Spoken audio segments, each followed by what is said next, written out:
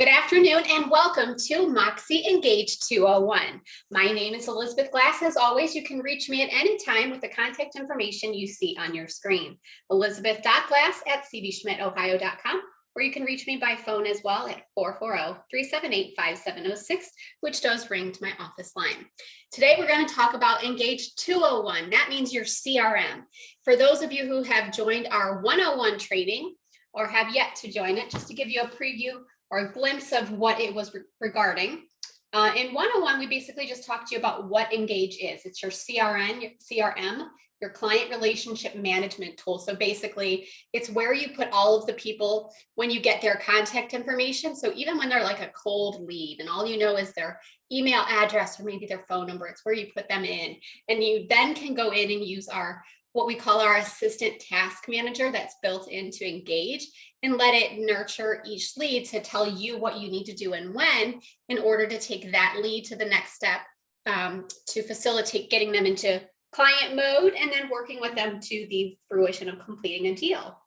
So it's a really great system that we have. What we've done yesterday or in 101 each month, we let you guys know exactly where to go to log in, how to log in. And we also talked to you about how and where to get your contacts so that they show up in Moxi Engage.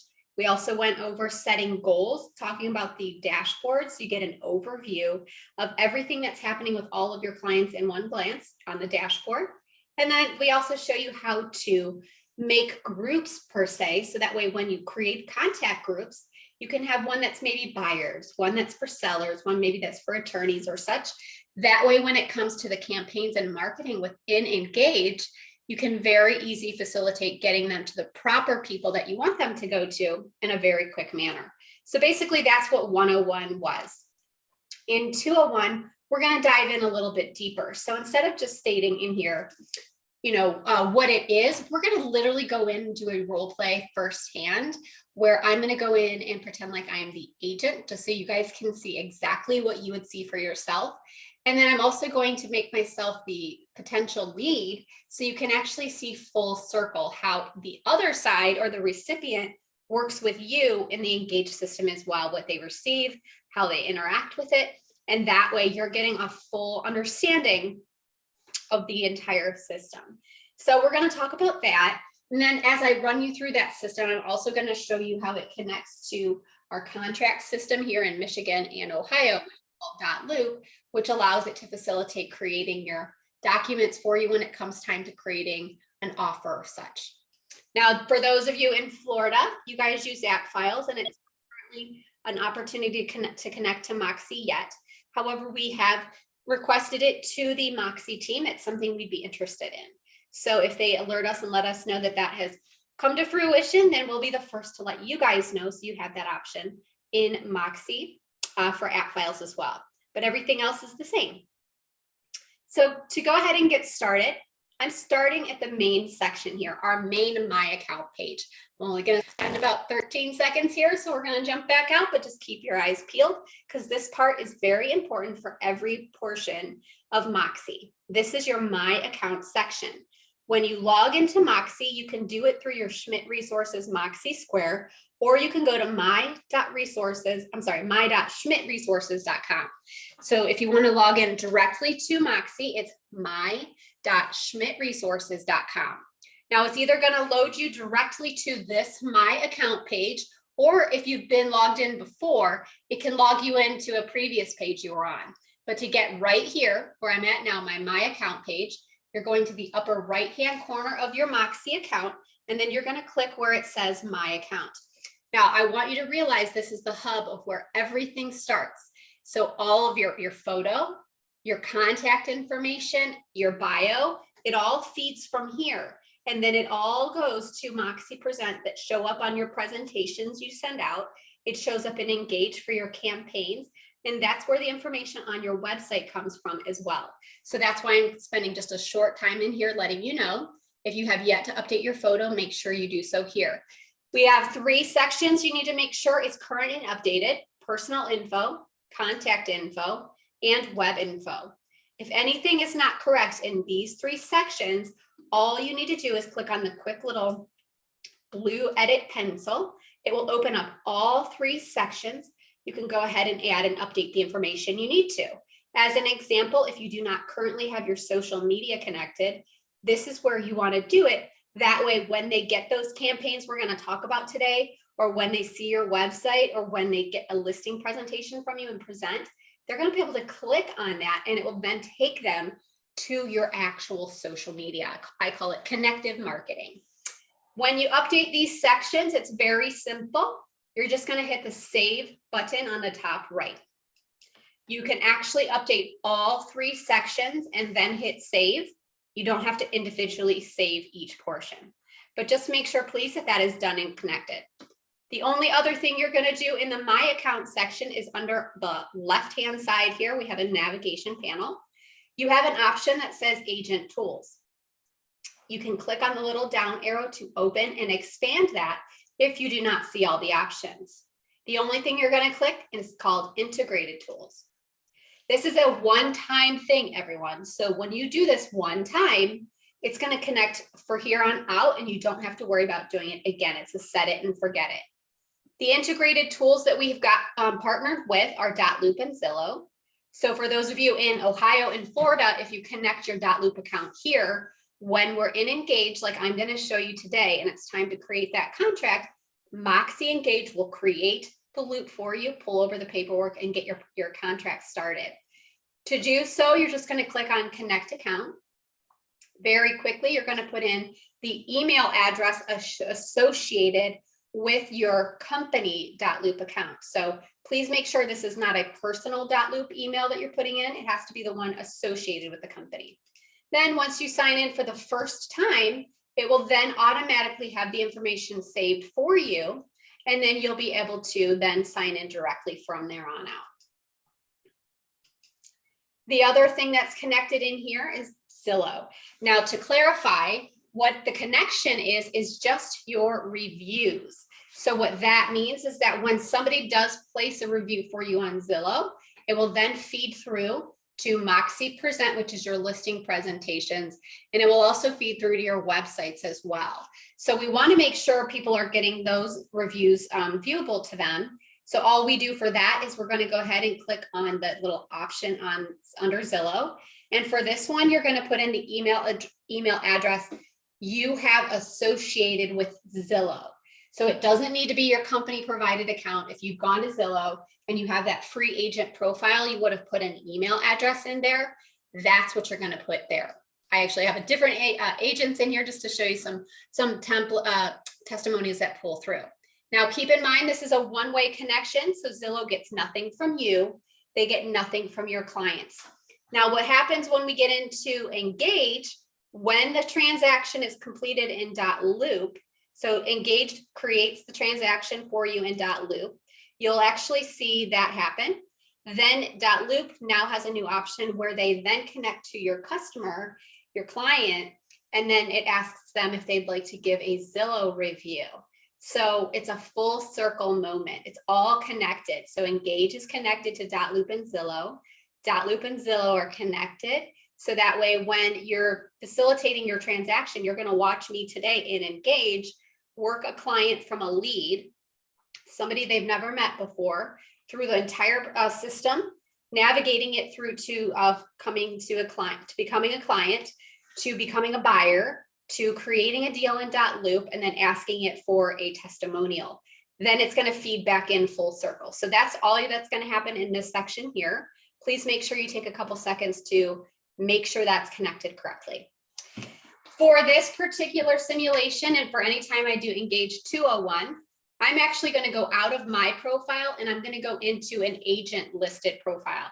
That way I'm going to pretend like I'm that agent, because I'm going to put myself in as a potential lead, so I can go into my own email as a potential lead or a client, show you what it looks like and how I interact with it. So I'm going to go ahead, I'm going to switch users here. I'm going to jump into our Stephanie's account here. Stephanie was our regional ASC here in Ohio. Some of you on some ASC calls might have seen or spoke with her, but she actually is licensed as well. So I'm going to use her profile. To start off, to get into Engage, there's a navigational panel on the top. We're literally clicking on the word engage, and it's going to load us into this client relationship management tool. So now the first thing we're looking at is our dashboard. We do cover this in Moxi 101. We break it down into detail, but essentially in a gist, it's an overview of a snapshot of what's happened with all of your clients that you've got in here in a little overview feed, so you can see what's happened with each person since you've last left Moxi Engage. Underneath the main navigation panel in blue, there's an additional navigational panel for Engage. Dashboard is what you're looking at. People is where we're going to be today. Calendar is the calendar connected to Moxi here, which pulls in everything. We'll show you that. Goals is where you set your goals up, which is covered in Moxi 101. And campaigns is where your actual drip campaigns are. We're going to jump in and look at a couple of those as well. We're going to go ahead and get started in here. I've got a good amount to cover, so I'm going to go pretty fluid in order of what makes the most sense. So please ask your questions. If I do not answer immediately, it's just because I feel like it would be better suited in a different flow of what I'll cover it. The first thing we're going to do is we're going to hover over people. Then we're going to click on My People. Now, all of the people that we have uploaded as a contact, so everybody from buyers or sellers to even people that are cold leads that we don't have any information for but an email, they all get loaded here. Now I use this just for training with her, so that's why you don't see a lot in here. But we have agents, our agents typically will have hundreds, some of them even thousands of people in here as well. In 101, we tell you how to filter them or how to group them by name. What we're going to do here, I'm going to actually jump into a specific client just so I can show you firsthand what happens inside. So I put myself in Stephanie's account as a potential lead under the name of Beth Glass. So what I'm going to do is dissect the page you're looking at to make it make sense to you. And I'm going to ask that you notice there are 4 different panels here, but I want you to forget about all of this right now. Take your eyes off the right-hand side of your screen. We're going to forget about it for now. The first thing I'm going to do is I'm going to break down the left navigation panel.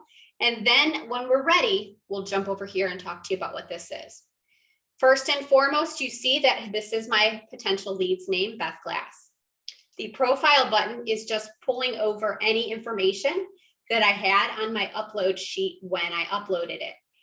In the event that I uploaded this and all I ever had was her email, but I eventually get more information for her in some other way, if I wanted to add or update it, there's an edit button in the top right-hand corner. So that means I can add more, update her name. I can add more phone numbers, add additional emails. Maybe if I know her address, I can put it in here. What if down the line she becomes my seller and I want to put her home address in here so that in a year from now, I'll be able to jump in and see her address to very quickly say, hey, Beth, how are you doing? How is Jersey Drive? So this is just basically your collection of information for her. You can add anything else in addition, websites, relationships, their social media, designate them as a specific type of client. So this is all stuff you would do down the line.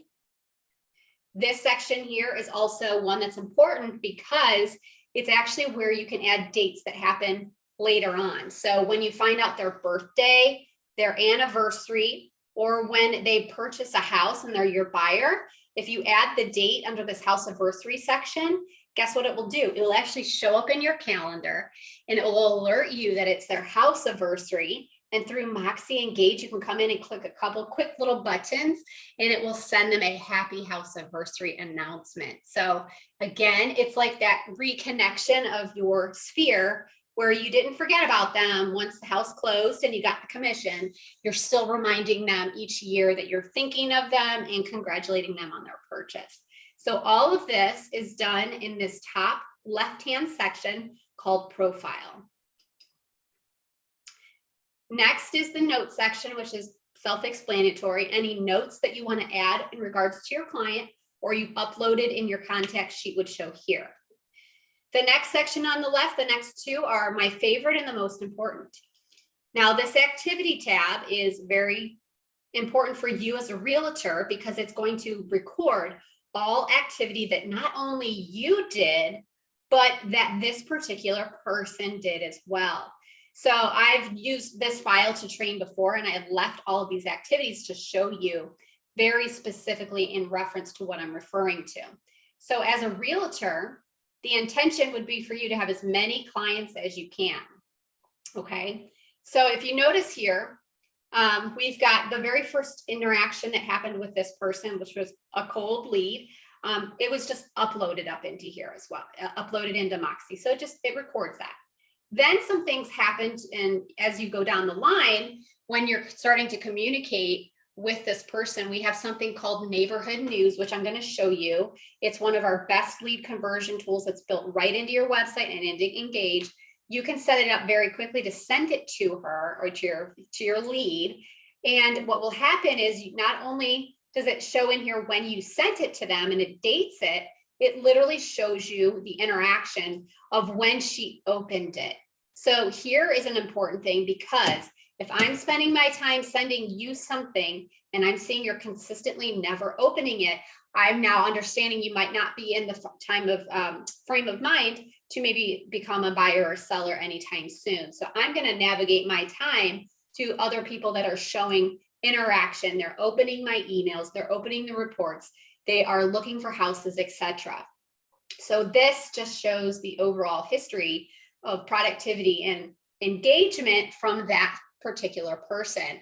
So not only does it record when you send something, but it does also show when they open an email or when they find a house, which we'll show later here.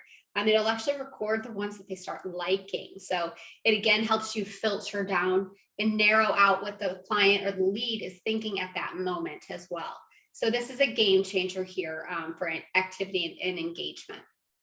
It also helps you be on top of your game. So if I see in here some things are happening and I see that my potential lead is starting to look at some searches I sent her, or she's creating her own, I'm now preempted to then call her and say, hi, yeah, I see you're starting to look at these houses in Strongsville. Let me go ahead and edit the search to narrow it down to what you're looking for. So it just preemptively helps them understand that your tools and technology are above and beyond, and that you're on top of the game, even ahead of the game before they realize. The next tab is Faves and Saves. So this one's very, very important for you to use, because this is where you can come in and create searches for anybody, whether they're a client existing or a potential lead. So this is to divert them from going and looking in maybe Zillow or Trulia or wherever they might look. The reason this is valuable to you very specifically is that when you create the search from here in Faves and Saves, it actually creates a portal that will continuously send them those particular listings for what they're looking for on a cadence that you dictate. So it could be daily, it could be weekly, but it actually lands an email to them, which I'll show you in a minute, that actually initiates them to click the button to go in, and the searches are actually on your individual agent website. It's so huge, because if you're using the MLS, that's great, but it doesn't do anything to help promote, encourage, or increase the value of your website. Using Faves and Saves keeps everybody on your website, and I'll show you this in a minute, but every time someone opens up your web page, it gives you a positive hit or a positive point online. So there are search engines or computers that are tracking who goes to, who goes to what website, what website and how often. That's how the website system chooses, or the computers choose, which sites are valuable and which aren't. The ones with the most hits or the most visits are the ones that are going to be higher up on Google when people go straight to Google or Bing or Yahoo. And they literally come in here and then they say house for sale, house for rent, or they type in the word realtor, whatever it is. When you're starting to wonder where people get the results for this and how if you're not on exactly where you want to be on page one, it's because the results that show up here are the people who do the most and have the most hits on their website. So what I'm trying to encourage you to do is, instead of always just jumping to maybe the MLS or people going into Trulia or Zillow, you using this right here helps you not only grow your business, but increase your SEO, which is your search engine optimization. Now I'm going to go ahead and I'm going to show you an example of how the client receives it. Then I'm going to show you how to create the search right here. So it'll actually make sense with what I'm saying. So right now I'm in Stephanie's Moxi account. I'm in her Engage, and I have the client as Beth Glass. So at this point, she's really just a lead. She's just kind of interested, but I haven't really told Stephanie that I'm, ready to fully commit to buying a house right now or not. I'm just kind of looking because I'm curious. So we're going to take off our realtor hat and we're going to pretend like we're now going into potential lead mode. So we'll be Beth. So now Beth is a potential lead or even a client, doesn't matter. It's the same scenario for both. For the client and the lead, it's very simplistic in comfort in how they interact with us. Very simply put, when a listing search is created or a neighborhood news portal is created, they receive an email that showcases the agent's name it's from. And then it very clearly says what it is. So when Stephanie created that listing for her for Strongsville residential areas, I'm very easily able to see that and click on it. The nature of what they receive is very easy to read, and it caters to everyone, whether they are high in technology knowledge or zero. So here's the basics of it. They get this easy marketing with the staples of the phone number and the contact marketing for the client, for the agent specifically. So it has the built-in branding. But then for the specific person, the lead or the client, it's very easy to work with because we've made there be one single button they have to click. There's no learning curve here. It's very simple. This is also responsive to any device they open it. So I'm on a computer, but if I were to open this on my phone or open this on my iPad, it would lay it out in a way that would still let me see everything very simply. I'm opening it up to see the current listings at this time that show up for me based off the criteria that Stephanie, my realtor, put in for me. And as a viewage point, it's basically like anything else I've ever seen, basically any other, real estate search location. So again, no new learning curve, except the benefit that we have is we have this built right in to Google Maps as well. So it can get very interactive. Before I jump into any of these properties to look at them, I want you guys as realtors to jump up to the top and I want you to see where I'm at. Now, as far as I'm concerned, I got an email and I clicked a button and I'm looking at houses.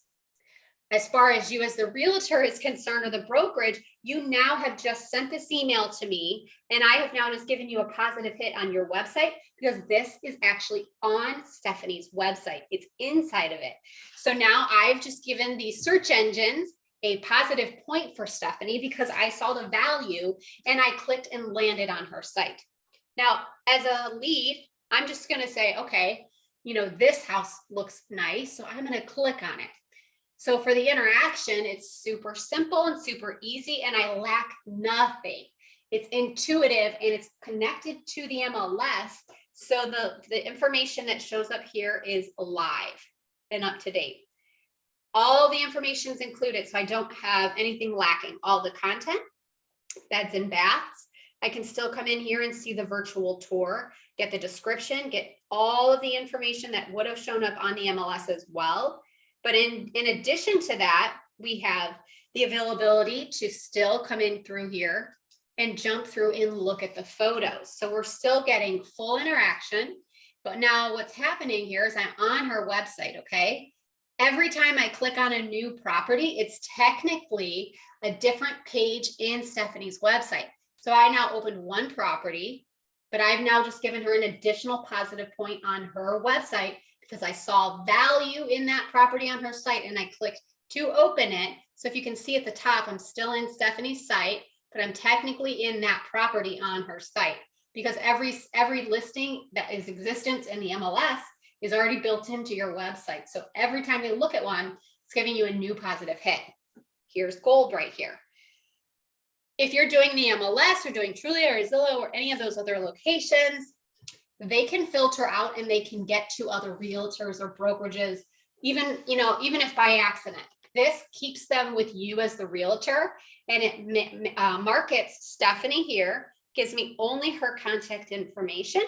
It has built-in interaction to call her, email her, or click to go to the website. Even though I'm already in it, it'll just go straight to the home page of her website. So they can't navigate to any other broker or agent, even though we're technically looking at a house that's not even our company's listing. So again, it's just branding her correctly. They can also, as a lead or a client, come in here from this page, and they can also click the share button to easily get a link to put on social media or in emails or newsletters, a Facebook post, Twitter, and Pinterest, because in these events, they're often looking at properties and they want to share it with maybe husband, wife, brother, sister, boyfriend, girlfriend, mom, dad, and it's how they share the property. By doing it here, because for them, as far as they know, they're just clicking a button and sharing it. But again, whoever they send it to is going to be landed here on Stephanie's website and give her a positive point, let's call it, on the website. Now, if she decided she likes this property and it's one that she is interested in, all she needs to do is do what she would on any other social media post. She's going to click the heart, stating that states that she likes it, okay? So when that happens, you'll see in a minute when I go back to Stephanie's side in Engage, how it's going to start tracking the properties that she hearts or likes. That way it then helps you guys narrow down what you're going to be looking for. So let me go ahead and close out of this. And as you guys can see here, she also has hearts on the front as well. So if she is looking at a property and she doesn't even want to or need to click into it, she can go ahead and click on the heart right here, which is also going to add it to her likes, the properties that she appreciates. And then she can also type a comment to you that would initiate, let's say, I want to see this one, right? So it helps that seamless communication. This does not replace verbal communication with you. It just enhances it and makes it easier for you to have more conversation on the properties you're truly interested in. So from their aspect, they're just jumping through and looking at houses and getting excited and picking what they like and what they don't like. As far as interaction is concerned, it's built in already to the Google Maps. We've already mapped out the IP of everything. So on your end and their end, it's very simple, where she can see all these dots are these listings. But if she's very specific to wanting a specific school district, she can click on the schools button and filter and narrow it down to a specific district to then only include the properties within that district. Very nice. The other option in here is the draw option, where she can manipulate this very quickly. If I did quick draw, let's say she only wanted those right around Strongsville, she's literally just going to use her mouse or finger, depending what she's on, and then draw the circle. And then what would happen is, if you notice now, all those dots outside of that area no longer show up to her, and only those 4 properties that are within those initial criteria that we typed in for her and in the zone she wants are going to show up here. So I'm going to go ahead and clear out of that. Now, the other option is the multi-draw option. I won't show you, but I'll just tell you. Multi-draw is the same exact concept, except if she only wants to be up here in Brook Park and then down here in Brunswick, she would then click multi-draw and then draw a circle around the Brook Park area and a circle around the Brunswick area. And it would only give the properties in those areas and nothing in between or anywhere else. Radius is the same concept, where she's able to click out of that, where she is able to choose a literally she can choose an area within the city and then go within 5, 10, however many miles she chooses to only see the houses within those ranges. So we're just filtering it out for her. Another way that she can filter this very quickly is she's able to jump in and even adjust the price. You guys know the markets in all of our states. It's crazy. It just is. and people are tending to pay higher for a property because we're getting a lot of properties, but they're just flying off the market.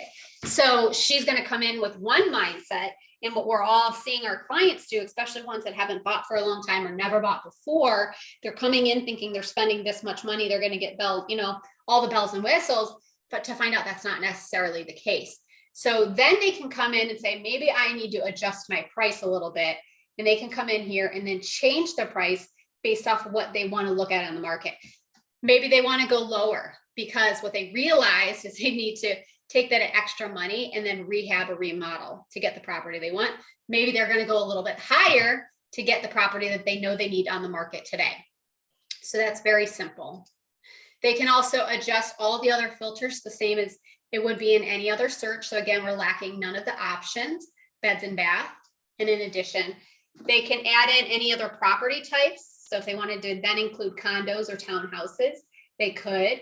And anything that is selected will be included, and anything that's not highlighted will not be. So it makes it very easy for them to just come in and manipulate and to change this based off what they are interested in.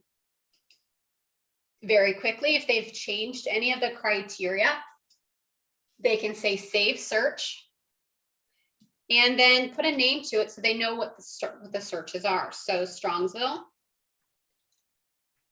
If, let's say, in this scenario, let's say she upped it maybe in price, maybe she could say, this is just wording for her so she knows what the property or what the listing is, what the type is. So those are Strongsville properties, 2.5 and up. So we're going to hit save. Now, as far as I'm concerned on the leads end, I didn't give the realtor any private or personal information. So I don't feel apprehensive about using this because it's just common information that I'm looking at, and I'm very quickly and easily working with this. And I don't really need to know technology to know how to do it. I'm clicking and clicking buttons to see if I like the pictures and liking it or not. So that's it as far as it is on the recipient end. It's very easy to manipulate and to work with. If you notice at the top, we have homepage and about me, because this is actually her website. So if I literally clicked on website, I just want to give you that first or a full circle moment here where you realize we really were in her website the entire time. So if I looked at 10 properties in her search portal, I've just now given her 10 positive hits on her website. And that just gives more positive points to, let's say, Google, see more value in that website. And then what will happen is you'll start to see your website, your name, your different platforms becoming more featured on the top of page 1 of Google, Bing, Yahoo. So that's just a great understanding of how search engine optimization works. If you have a website and you do not share it, nothing happens and it just lives in the internet. That's literally the case, guys. So, I mean, we do have people that are searching for you, but this is one of those ways where you can, prompt people to get to your website without having to literally go to social media and say, go check out my site, go check out my site. You're literally putting it in their hands. So that is what it looks like on the end of the recipient. Super simple, super easy. The beauty of this is it mirrors what Stephanie sees. So as an example, that exact same search that this is it. This is the one that she saw. If I wanted to view it as the realtor, I'm getting the exact same view that was sent to my lead or to my client. So I'm having that conversation. See how it's already started, and I'm the realtor now. And Stephanie's engaged. So it's just without me doing any conversation, I know not only did she see this search, but she likes this property. So it just helps me facilitate this. And let's just say, as an example, I sent this search to Beth and she did have a question and she called me on the phone. As a realtor, in seconds in her Moxi Engage, I'm in her folder file here in Faves and Saves. I just clicked on view and it pulled up what she's looking at when she's looking at it. And we can talk about what we're looking at together. Literally, she can say the house on the top left, and you're seeing what she's seeing. This is beautiful because when you're working on multi-platforms like MLS, Trulia, and Zillow, it's a lot of back and forth and you're not able to navigate them verbally based off what you're looking at. Just helps the connection between the two people work better. Okay, and I want you to also notice here, you can have as many as you want. That's the other thing, because you do have people who are interested, let's say, in Traverse City, but they're also interested in a different city as well. They're considering it, because guess what? We don't know what we don't know until we see. So we want to see all the options. So if they want one, let's say these are Ohio ones. So if we want one in Strongsville, you can have one in Strongsville. If you wanted one in Brunswick, you could have one in Brecksville, one in Brunswick, any Brunswick you want. And it's very simple for you because you're naming it whatever city it is, but it is for the client as well, because again, it's named. So when they receive the email from you, they're going to know right away these are Brecksville and not Strongsville because it says Brecksville. And keep in mind, any of the listing or any of the searches that are created by the client themselves are going to show up here as well. So in a perfect example is if Beth, was not technically my client yet, but I just had a quick conversation with her in the grocery store. And she's like, yeah, I really want a residential property. I'm not interested in condos, but I just kind of want to see what's out there. So you have her email, which is all you need. You shoot her this in here for Strongsville residential. And you start to see in here, not only is she liking or hearting condos, but you see she altered the search to include condos. You're now immediately intuitively aware that she actually is considering condos now. So you can now better support her as a realtor in her search. So how do we create the search? It's very simple. I'm going to click on this save search here in just a second. But before we do that, to create the new search, I want you to see the other tab right on the top that says Faves. So what's going to happen in here is when Beth does click that, and in a couple seconds when this updates here, you're going to see all the properties that she favorited. So anything that she clicked on that heart button to like it, they're going to show up here as well. So we're not digging through searches. We're just going to click on this and it's going to showcase that to me right away. Now to create a new search for her, it could be, again, any type of search, meaning that it could be for somebody that you've never met, but you just have an email for that just mentioned a search potential, but it could also be an actual active buyer or seller. So it doesn't matter where they're at in the phase. To create a new search, all you're going to do on the bottom right-hand corner, it says plus saved search. So we're just adding a saved search. Whatever shows up in the title here does two things. Okay, this right here, this is where you narrow down the area. So if she's looking specifically in Strongsville, you can do a couple of things. You can actually put a specific address to, if she knows for a fact she wants a property in the area of this Beechwood Lane house, you could do that, but you could actually just put a city as well. So if you wanted to just say Strongsville, it would narrow it down to Strongsville. And then what you would do, if you haven't noticed already, this is exactly the same as what you just saw the client get. So it's the exact same process, nothing new. When you get the criteria of what they're looking for, you then click on the price. We're going to say, what is this? This is Strongsville. So we're going to do 300,000. And we're just putting in our criteria here. I'm going to do 300 to 350 because the market's kind of nuts right now. So it's good to have a little bit of wiggle room. We're going to hit apply. Now we're going to put in here that she definitely wants at least 2 bathrooms and at least 1 bath, 2 bedrooms, at least 1 bath. We're going to hit apply. Okay, we're now narrowing it down. Okay, we had a whole bunch. Now we've got 31. So we're going to go into our filters here. She's not interested in multifamily, farm and ranch. So I'm going to unselect those. Right now, again, she's in the phase of single family or condo. She's considering both. So we're just looking out there, and then you can really narrow it down as much as you want, from square footage, lot size, year built, and then you can even come in here and pick some features and views as well. We're going to hit apply.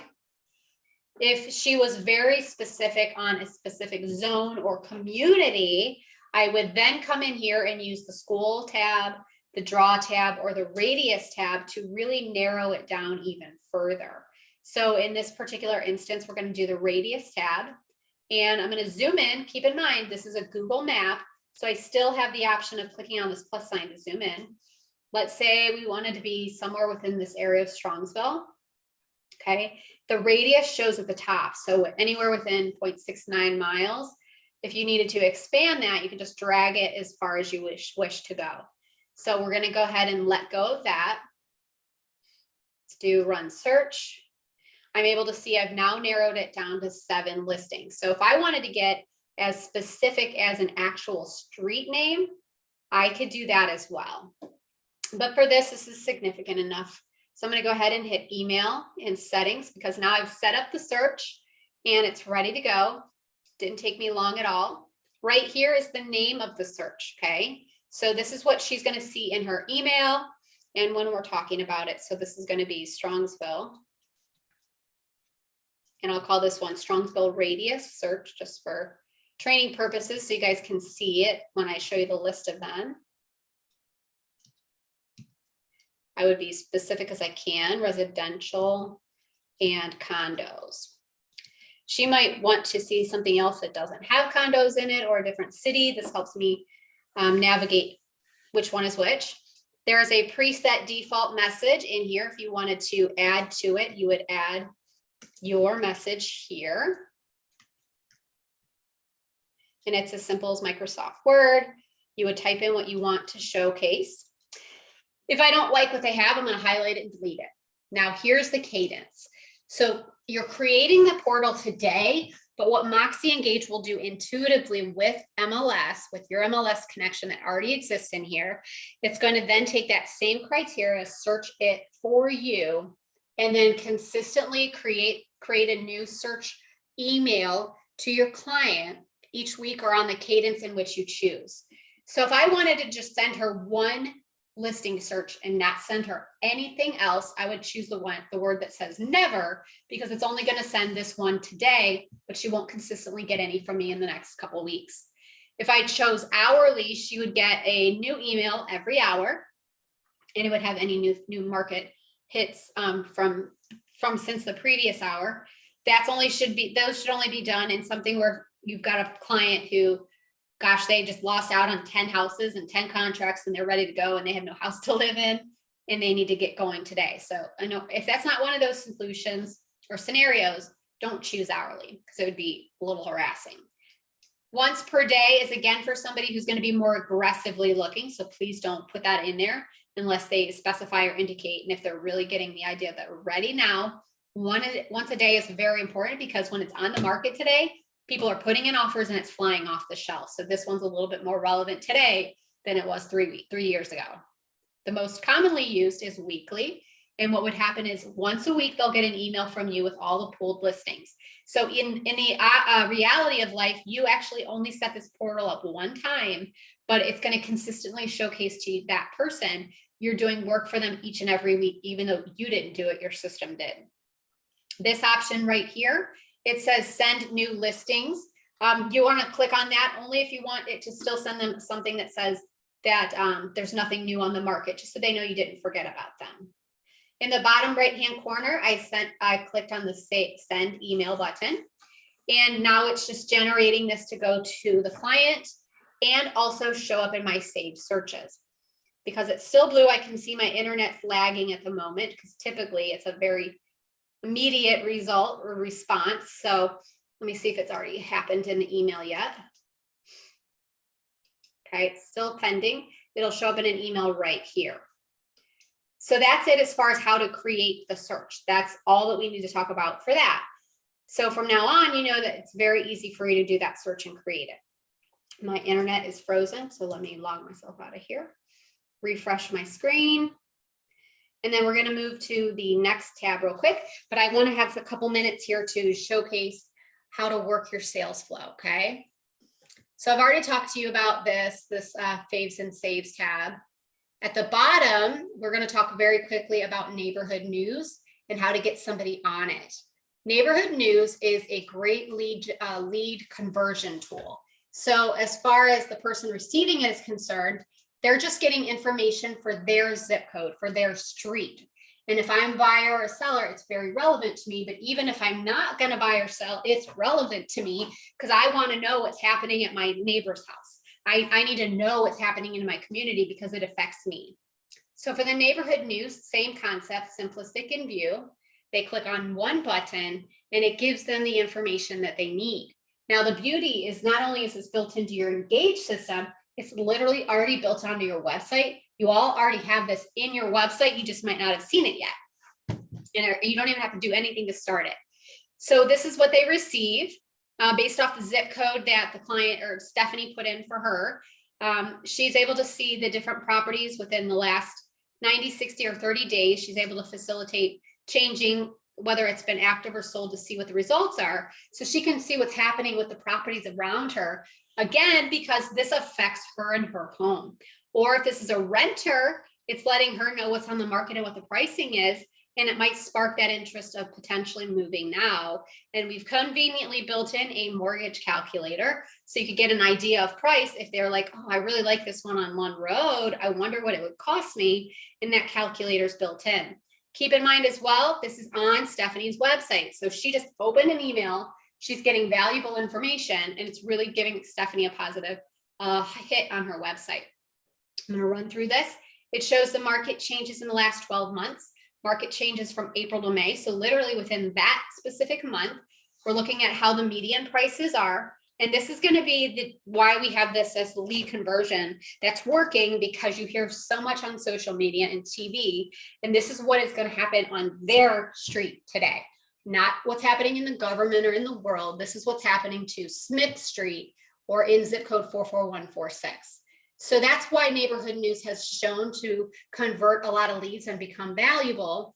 For you, all you do is very quickly, it has a subscriptions button. You click add. And then you're going to come in here and say add subscription. And you have two options. If you do quick, this is done by zip code. So all you have to do is plug in the zip code. That's it. And then you would hit done. If you wanted to be really custom, you could do custom, and you can narrow it down and use that Google Maps to make it very specific to literally that person's street.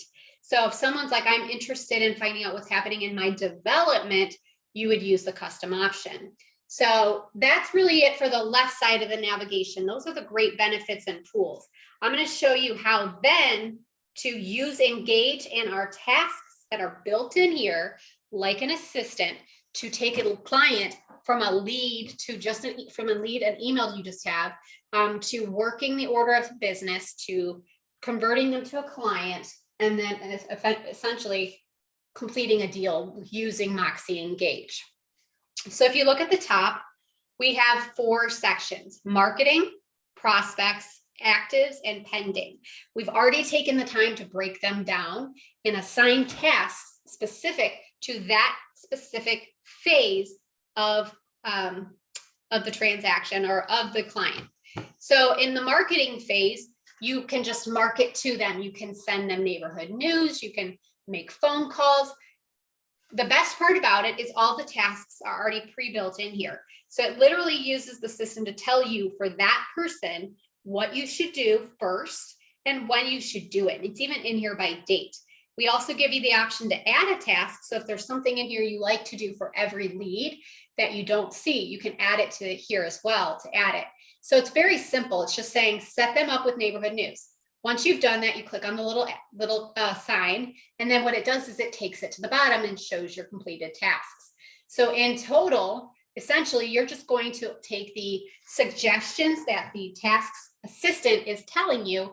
And then once you do each of those tasks, send the listing announcements, make a personal phone call. These are the tasks and the activities that actually help you take a lead and convert it to a potential client. So as a perfect example, one of the things we did was sent that neighborhood news. When I sent it, keep in mind, it would show up in the activity tab. And then if I see her opening it and engaging with it, then what will happen is I can then say, okay, she's actually maybe interested right now. So I have done all the things it's suggested to me. And since I have interaction with her, and this doesn't mean I have to have her as my client yet, it just means I can move her to the next zone because I've completed all of the suggestions and I see that interaction. Either she called me or she's showing the activity on the activity tab. So we're going to make them a prospect now, right? It's going to narrow them down. And if I notice in here that she's looking at properties through any of the activities or the faves and saves that were created and maybe looking to buy, I can initiate listing here, whether she's a buyer or seller. You can hold off to do this if you want, but it's best to try to choose one now if you can. And you're simply going to hit done. Now it's going to then give you a task flow specifically built for a particular type of purchaser. So if I have prospects in here now, as you guys can see, the next step you would want to do if they're showing interest in properties or their activity is showing in here consistent, then what you would want to do is make those phone calls. You guys have spoke. So you schedule that meet and greet. You do the meet and greet. Notice how the dates are in here. You can even change the dates, by the way, if you want. You then create that buyer's presentation for them. You actually do the buyer's presentation. Then you actually get into the point where you've done what you've needed to do and you're ready to sign a buyer's agreement, right? So that's the next point you're at, or the agreement that you're going to exclusively work together as client and agent. That would then move you to the next phase, which would be this active zone, okay? See how it's moving us to the next phase? So it's the same concept. Once they're active, we're just going to continuously here go through our order of business. And I don't need to do it all now to show you, but it's the same concept here. So now we're looking at properties, we're working together, doing the buyer's interview, we're scheduling home tours, we're looking at the properties. All of a sudden, Beth loves this house. So now we're ready to create the offer and present the offer. Well, the good part about that is this helps work with us because it's built into the system. Once we're ready now to actually start sending out offers, it then lets us move to the pending zone. It is going to ask us for a specific, like a generalized date. This would mean like if they really did put an offer on the house, what's a tentative date that it could close? You're just going to really put anything because this is going to hold no ground. You're going to change it later anyway. This is just to get you to the next phase. So we'll just put in there for July. Now, the beauty of this is because it's intuitively connected to the MLS. If Beth knows she's ready to buy a house, well, obviously the house is on the market and it has an MLS number typically. So all I have to do here is start typing in the MLS number that she wants to purchase. Engage is going to find it for me. And then I'm going to select it. And now all of the information is pulled in from the MLS, guys. This is gold. This saves you time. Address, MLS number, square footage, number of bedrooms, all that information is pulled in, including your graphic here. So we're now connecting the listing to that client because she's going to put an offer in. Now, for those of you that are in Ohio and Florida, if you scroll down, there's a section that says .loop. When you click on this little box right here, it's actually going to then open up your .loop account, create a buyer folder for you, connect the proper folders for your region, so the proper paperwork, literally for your DBA and office, and create and connect it for you. You're just going to click on that little box and hit the word done. You're then going to tell it which profile. Some of you might have a couple. Most of you will have one. But then you're going to tell .loop very quickly, or Engage, what type of template we're doing. So what type of loop, what type of transaction. In this scenario, we're submitting an offer, so it's a purchase loop. So now when I say create loop, I'm going to wait for a little green box to show up that says that it has been created and the loop has been created. Right there, it says loop is created on .loop, okay? So I'm going to go ahead and X out of that. Now, all of a sudden, you see a new option here that wasn't here before that lets me click on it. When I click on that .loop option and I say visit loop, it's signing me into .loop. It's taking me into the transaction that was created. And because I told it was a purchase offer, notice how we have our purchase folder pre-built specific to my region. That means the consumer guide is mine for my office. You're not going to get your paperwork confused. It's going to be exactly what you need. Now you're going to work your order of business in .loop the way you normally would, right? Or at this point, if you were in Florida, you would be separately in app files. So the only one thing it doesn't do is it doesn't create the loop for you. But for you guys in Florida, you would just go over to .loop or app files, and then you would work your order of business till close. The built-in connection that has happened is if you scroll down, it now has a connection between .loop and Zillow. Remember I talked to you about this? If you do this particular option here, it says ask for a Zillow review. What it's going to do, it's going to let me, it's just going to ask you one time to link in here the first time, your Zillow in here. And then what's going to happen is it's then going to send a message to Beth and say, would you, from the .loop, it's going to say, do you want to send or give a testimonial for your agent? And within seconds, I'm taken right where I need to go. So it's nothing that's difficult, no learning curve. I give the actual testimonial and the realtor does nothing. It will then now automatically feed into the realtor's websites under testimonials. And then it will also feed in under in their listing and buyer presentations as well. So it's a great full circle moment. Now, as far as Moxi Engage is concerned, it's built to be realistic. So you're looking here and I'm in here as pending. So in a perfect world, we would really have the offer accepted. We'd go through the closing, the deal would go great, and then we would hit close transaction. In our real world, we're going to put an offer in, and guess what? We might not win because 4 or 5 other people put an offer in it. Unfortunately, Beth lost out on the house we wanted to have her purchase. So here's what happens. You do not need to start from scratch. The good news with this is even if I'm in pending zone, I can go backwards, okay? I can go from pending to actives. And now what I'm going to do in the details tab, let's let this update. I'm going to very quickly click on details and see how it still has that other property connected to it. Watch what happens when I click edit. Okay, I lost out on this property. But now I found a different property that I am interested in. I'm able to come in and now type in that property. And it's now finding that property. So then I can go forward in here, hit done. And I now can go forward with that property. So initially, all I'm saying is you can go back and forth with 5, 6, as many properties as you need to until the right one comes that you guys work on the transaction with and the deal is accepted and you actually move forward. In that time, you can go to pending and then you can go to closed. And what will happen is it will always keep the entire phase nice and safe and nestled for you right here on the left-hand navigational panel. So this is a very great intuitive system. It works very easy with you. The tasks allow you to be reminded. And the beauty of all of it is when I'm in my dashboard. So remember I told you that was kind of where when you log into Moxi Engage, it's the first page you get to. Imagine if I have 5 buyers and I have 100 people that I sent neighborhood news to.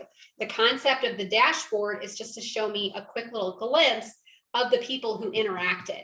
So am I going into 100 different accounts every day? Absolutely not.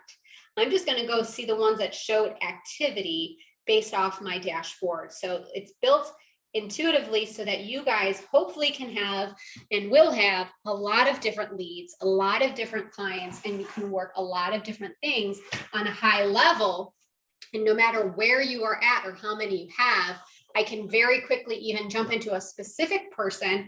Even if I went on vacation for a whole week, I can still go in and I can click on her profile a week later and then click on that activity tab and see what I missed either from that lead or that client, or maybe a realtor worked with me for me to help them. It'll show that activity as well. So the beauty of all of this is it's built in. Now I've got 1 more minute here and I'm going to show you the campaigns and how quickly you can get that set up. But in a nutshell, that is literally how you use Moxi Engage and work your sales flow from a lead you've never met all the way through to a client where you are representing them and you're closing a deal with them as well. So it's all built into the one. Gone are the days where we need 5 or 6 different systems to do that. So very quickly, I'm going to jump in and show you campaigns and I'll open it up for questions. And there's another training that's starting at 2:15. So for those who want to hang on with us, you can. But for those who want to jump off at that point, you're perfectly welcome to as well. So very quickly on the top on the navigation, to get into campaigns, it's just a simple click. Now keep in mind that we have campaigns that are built in here, but I do want you to know that we actually have a marketing platform that is going to be built into this. Hopefully sooner than later within this year. We're working on Realogy and Moxi to do so, but we do already have built-in campaigns right now. When you first hit campaigns, you're going to have nothing here if you've never gone here before. Essentially, this is your library. It's going to be blank. When you have, when you take your eyes to the top right, there's a button that says Add from Library. That's our brokerage library. That's where we have all of our campaigns.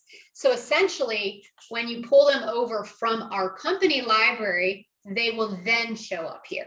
So to show you very fast, all I do is I click Add from Library. All of the different campaigns show up.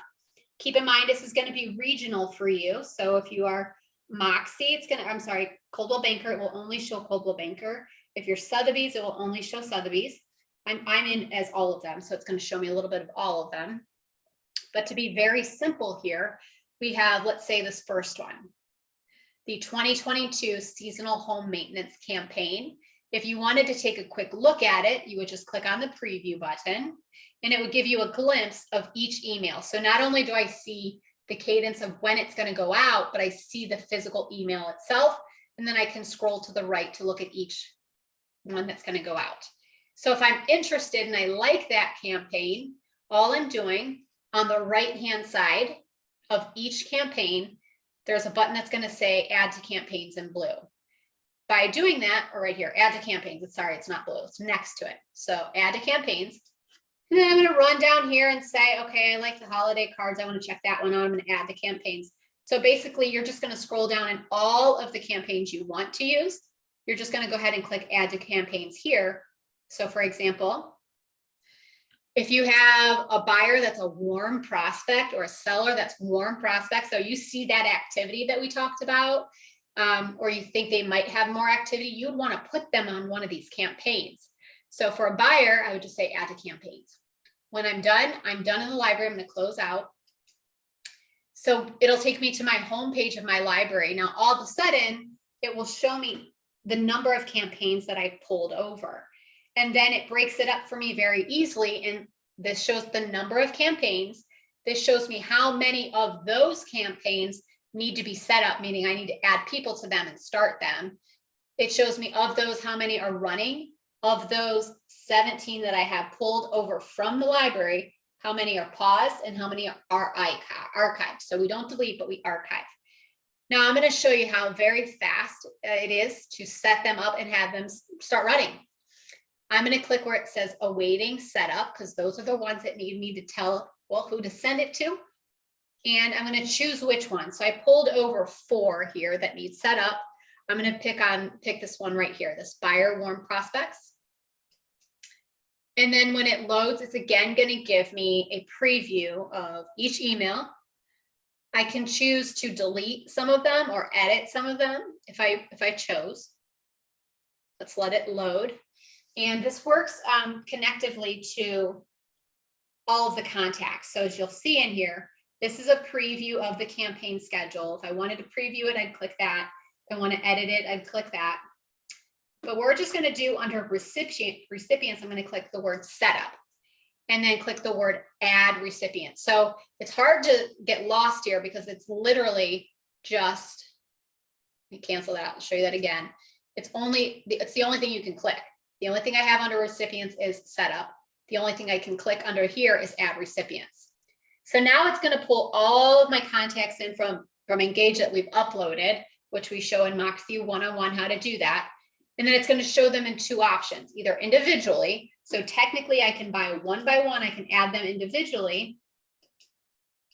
Or if I've already done what we showed in the first section of Moxi, we've broken them up into groups. Like I would have a group that says potential lead. Let me click on groups. Maybe I have a group in here that says buyers, some that say sellers, or maybe this is just for my buyer prospects and I have a group name that says prospects. All I would do is I would click that and then I would click add. So I'm able to do a full group of people. So if your group has 800 people in it, that's fine. You can add all 800 people in just a second. So it's a very fast click. You're going to hit the word save. I do actually not want to send this to these people right now because I send it to them all the time. So I'm going to hit save. Now, as soon as I've added my people very quickly, all I have to do is hit run campaign. If I'm not ready to do that yet, I can click finish later and it will let me then add or run it later. But for now, I'm going to hit run campaign. And what will happen is then these people will then get that first email. It says day 0, so they get it today.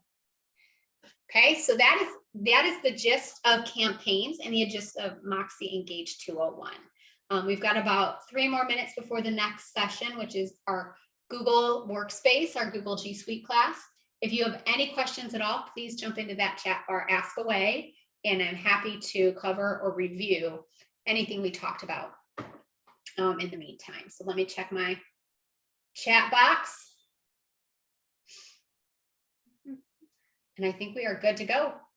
Everything looks like it was covered. Even things that are coming into me separately are good to go. All right, guys, that is the gist of Moxi Engage 201, your CRM, how to run and work your clients. My recommendation is please, please, please do not wait until you have a client or lead. Put yourself, your dad, your mom, your brother, your sister, your cousin in as a client so you can add them in. And then you can practice working the system. So when you do get that lead or client, you feel super comfortable and there's no disconnect. Because if I teach you all this today and you don't go in the next couple of days, it could be in one ear and out the other, because that's how it is with each and every one of us, myself included. You got to get in and touch it. I think we are all set. I appreciate your guys' time. If you have any further questions, again, I'm elizabeth.glass@cvschmidtohio.com. I'm going to go ahead and put us on mute for a couple minutes, and about 2:15, we'll have our G Suite session begin. Thank you, guys.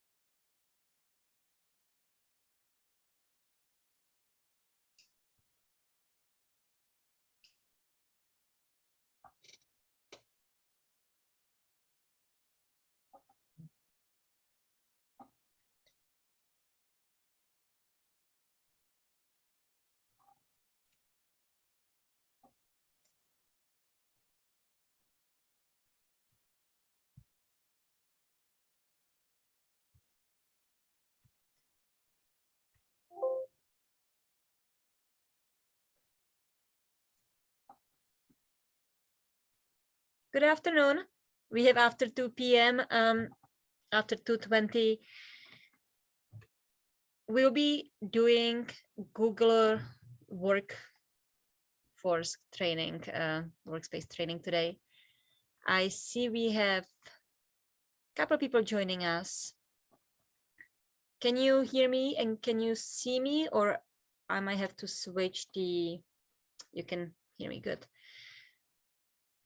Since Google is such a big thing to go over and there's just so much we can go through, if you have any questions about something specific, now would be a great time to ask. We can wait for a few more minutes since we've been having some Zoom transition. Well, we haven't really seen what's coming and there'll be some changes. So we are having some complications with people joining the trainings. So we will give it a couple more minutes just in case they want to join, and then we'll start. You can type your questions in a chat, or you can just unmute yourself and ask away. My name is Eliška Grogan and I am at the St. Ignace office in Northern Michigan. I have been working with the training team for a few months now, and I usually do the Moxi, but I'm excited about going over Google with you today. This training is being recorded, which is also a new one for me. And let me share the whole screen.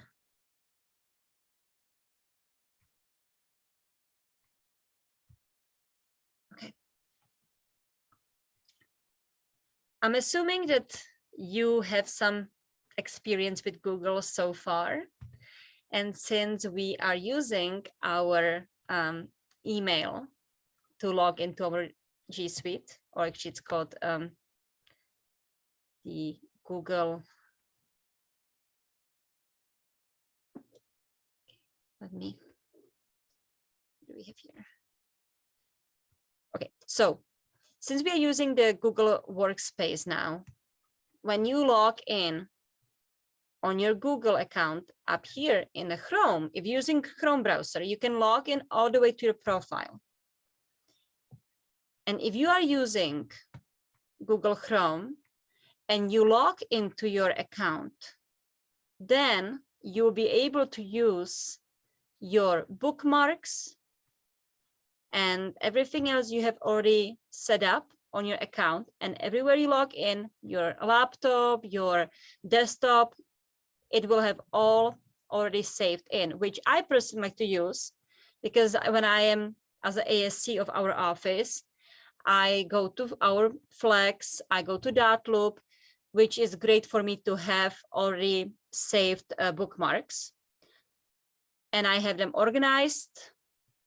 We just added the Upkeep account for our office, so I have it also right away in a bookmark saved for me, meaning everything I use on a daily basis, I can find right away. Which if you are not used to using your account with Google, this is something that's new to you, then I would highly recommend looking at adding your favorite bookmarks right to the right there. And you can also, if you grab on it, you can move them around. So that's very easy. First step you can do to personalize your experience with this great feature. As I said, I have my Flex over here, and then I have my Dotloop. So if I change, if I add something new and I want to move, because it's more something I use more often, I can take the icon, I can click with my left click on it, keep holding, dragging, and just move it anywhere on that panel, and it's going to quickly, easily move. Hopefully you already are using it. If you're not using it quite yet, I would like you to know that this is an option. So you are logged, and that's only if you have the Google Chrome. But when you log into your Google account with your work email address, you will see these 9 little dots next to your profile photo or the CB icon if you have one there, or this next to a circle. So here we have a Gmail, next to it we have images, and then we have the 9 little dots. When you click on the 9 little dots, you access the apps that Google has with your one login account. You can make changes to your account by clicking and selecting the first option. You will access your Gmail by clicking the one next to it. There is a Google Drive, Photos, Calendar, Meets. Maybe you have them in different order than I do, because again, you can, if you don't just click on it, if you drag one, so take a long click, you can again change a location of which one is where. I also had them previously done the way I use them the most. So I have the account settings, Gmail, Drive, Photos, and this is the order of the icons I have selected. So when you log into yours, it will probably look different than mine, but it's not a problem. You can click and move them as you want. As you scroll down, you can see there's also YouTube, because YouTube is part of Google family. Then we have Google Ads, and there is more collections options to click on, even for converting documents already right there. Those are the apps, and you can do more from Google Workspace at the Marketplace, which is, if you select here, you can customize all of this. I would like to go today through some of the most used Google apps, which for me would be the Gmail, the Drive, and I like to use the photos. The photos I use for my personal account more than the work account, but I would like to still mention that the Google Photos are there. And I don't know what phones you are using, but if you have, let's say, Google Pixel phone, which is actually the phone I'm using for personal stuff, it's all connected. So if you're looking for a new phone, I recommend looking at Google products. It's very convenient. As a user of I'm on my second Google phone, and I really like it. Okay, so let's quickly look at the account. So you can see what we are dealing with. You've probably seen this recently, since now we are all required to activate two-way login. So you probably have seen up here on top was telling you to activate the two-way login. I've just done that. And here you can select, you can customize your account. Then on the left side, you can see that there's where you can look at your personal information, where you can select different photo if you want to change it from this to your personal photo. Yes, my birthday is not correct on this one. So let's say I want to change it for the correct one. Mine actually was a couple days ago. So I'm going to fix that. 1988. You can select privacy of your settings. If you only can see it, your organization can see it, or anyone. I will do the whole organization can see my birthday, and I will click on save. As always, when you make any changes to your Google settings or any settings or anything, always click on a save option. Okay. After we quickly looked at some personal information and some emails and phone numbers, you can always look at more details at your credit card saved. If you have any, I mean, probably not on your, if you were using Google Ads, that would be something you would have. Okay, so this is the account. That was the first icon we were looking at. Here we have the Gmail. In Gmail, what I can quickly show you is up here, you can see it says active. You can change your notification status for right now, but that's just something so you know if you see the green. And here on the left side, I would like to show you how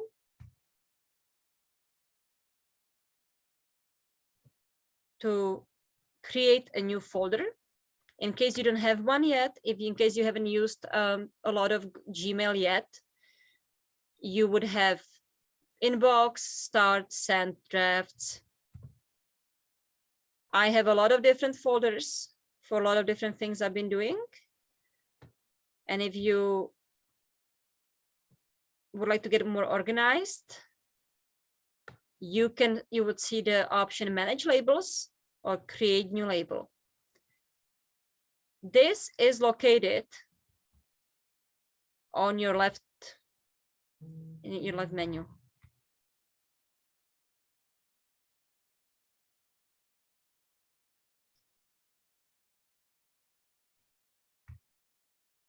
If you open your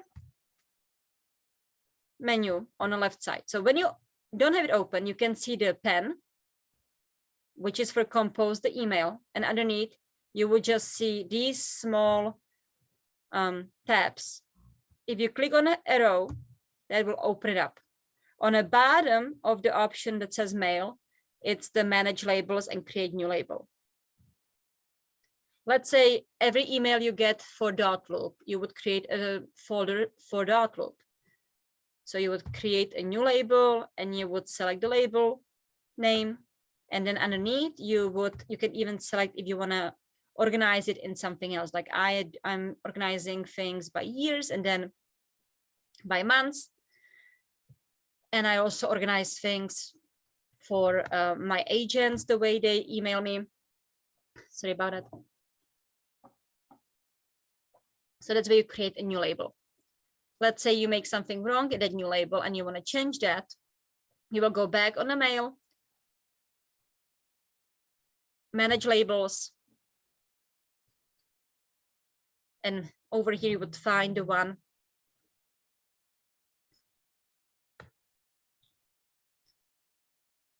and you can rename it right here. Is there any questions about Gmail? There's really, this is very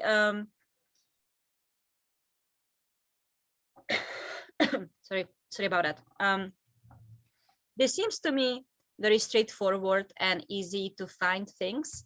If you have any specific question about Gmail, please ask me. Now I will try to answer it, but everything in Gmail is pretty much same old, same old. And here on the left side, you can also see some shortcuts, which would be your calendar, keep, tasks, and contacts. You can of course add add-ons right here to customize it, but that's just something that again seems pretty straightforward, and we don't have to really go through it unless you want to. When it comes to your contacts, I don't have a lot of contacts here, but I will open it up. The reason I don't use a lot of contacts is I usually find everything I need in a directory, and I'm not an agent, so I haven't had to import any of my personal contacts. But right here, again, we open the contacts, and now right away here we can see the word import. And this is where you would import your CSV right here. Okay, again, easy to find. If you have any questions, please reach out to us. We will be happy to help you. One more thing I would like to show you in the email. Oh, just got some. There's a setting. So this is the quick settings that is to customize your Gmail. And here we have how the page looks, some background image. You can select unread first, important first. This is where you can personalize how your Gmail looks.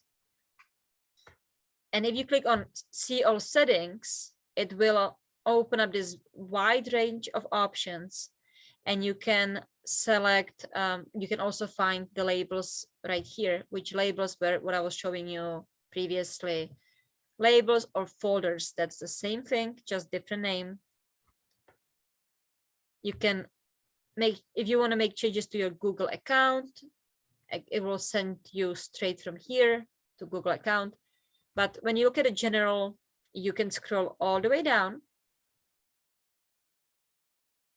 And this is the place when you would add your signature. If you have a signature made by marketing, this is a location when you would add your signature. And it's just uploading of image in my case. I can show you really quickly how this will be just test signature.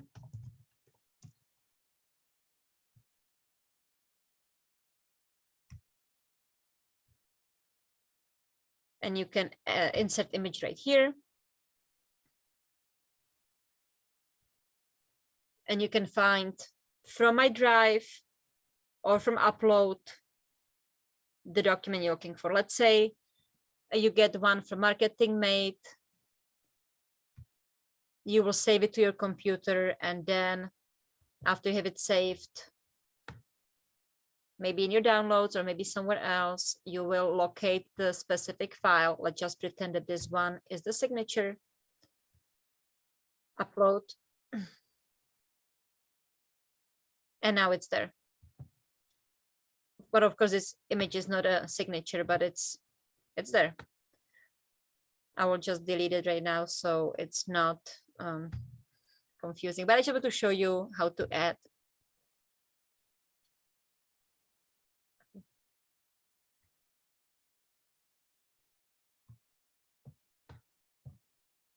Sorry.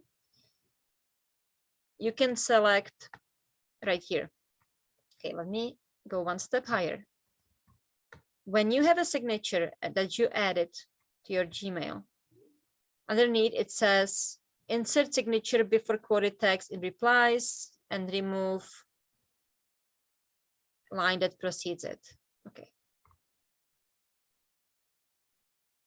You can also choose if you want for new emails use or reply forward use. There's a lot of options in the settings. And there's also an option for vacation responder. Let's say you are out of town. This is where you can select the dates of when you're out of town. You can put a subject. And this is the message people will receive if they email you. They will get this in response. So you can usually put the dates when you're out of office and who to contact if you're not there, or that you will reply back to them when you are back available in case you need it. I know that for me as an ASC, I'm not always at the office, so that's what I use. But as an agent, you probably check your emails even when you're on a vacation. Okay, so that was just my overview of the Gmail. I'm just not going to confirm any changes. I will just hit cancel. And I am going to close this, and I'm going to close the contacts. If you wanted to add a contact before I close it, again, just hit the plus button, create contact, create multiple contacts, select the option, add the information, and don't forget to hit the save button over here. But it's once again, Google makes everything very straightforward, and they like to add the new emails or new creations or new contacts always on a left button option. It's the same thing with a Gmail as well. When you look at the Gmail, there's also right there the same button that says compose.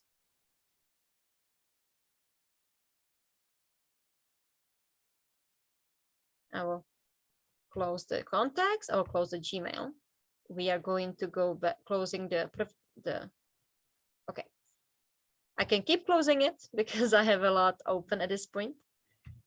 But let's say I open a new tab and I will open the apps, and here's a calendar.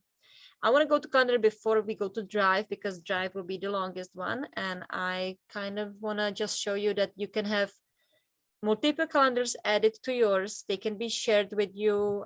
You can also find one on Michigan Resources, on Schmidt Resources for us for Michigan. It's right there as well. And here in the Gmail, you can create your own calendar as well. And then if you want to view only a specific calendar, you can unselect the rest of the stuff from your calendar, and it's going to make it you will only see the one specific one you're looking for.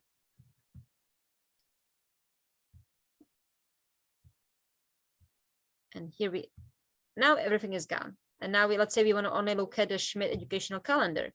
So those are the ones that if you had like office shared calendar and you add it to your calendar, you would also find it over on the left side with the other options. If it's selected, you will see when it is. If it's unselected, it will be gone. So if you're missing something with your calendars, always look that you have it selected with little check mark, because it's probably there, or you might have just clicked on unselecting it, so that kind of looks like disappeared, but it actually didn't. It's still there. You can create events. You can create tasks. You can create even Google Meets right here. Again, on the left top corner, you can see the button that kind of pops up when you touch it with your mouse. When you click on it, you can select event. You add a title first. Then you select the date.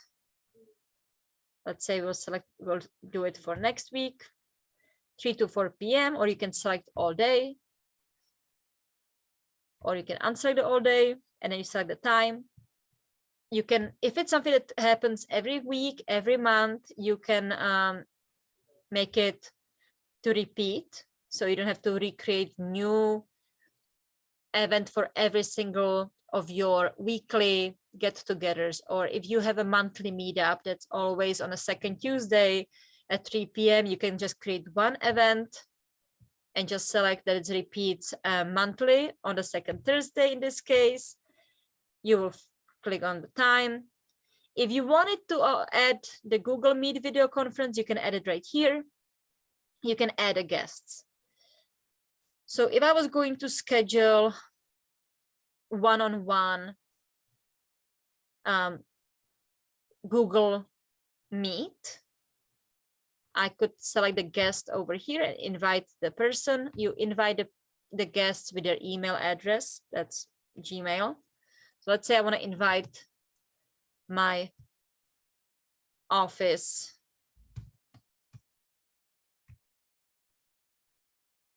agents, and I want to do invite them for next Thursday for 3 p.m. to 4 p.m.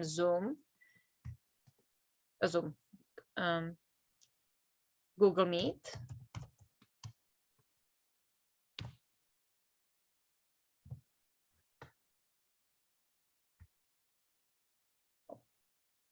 Just opening it, and you can